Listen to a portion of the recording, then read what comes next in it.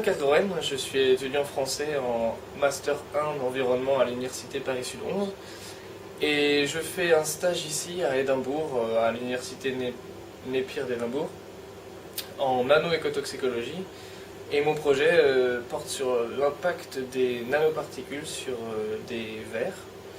Donc j'applique des protocoles à des vers qu'on a cultivés auparavant et ensuite je contrôle les résultats, voir s'il y a eu impact ou pas de ces nanoparticules. Je ne suis pas rémunéré par l'université, ni en France ni ici, et je n'ai pas de subvention. Donc c'était important d'avoir un peu d'argent de côté et que les parents ils aident.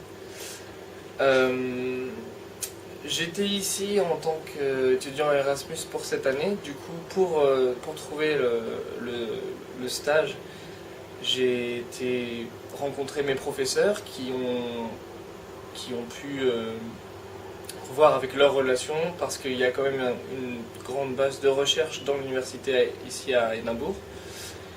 Et je pense que c'est une des meilleures méthodes pour trouver un stage quand en tout cas on est en rapport direct avec la recherche dans ses études.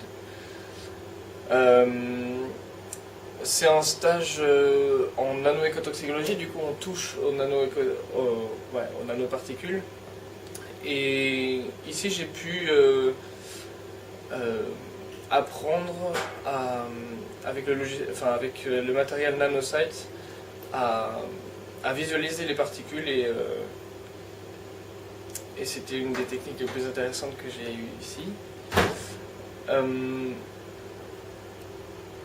Dans le groupe environnement dans lequel je travaille pour ce projet, les chercheurs interagissent entre eux avec des réunions où il y a des personnes plus spécialisées dans la médecine qui vont parler avec les écotoxicologistes et mettre leurs résultats en commun.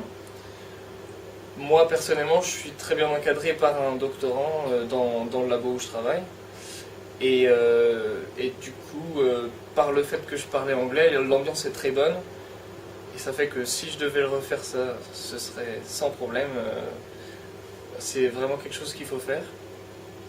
Et d'autant plus qu'on travaille sur les nanotechnologies qui sont développées très rapidement. Et là, on fait des contrôles sur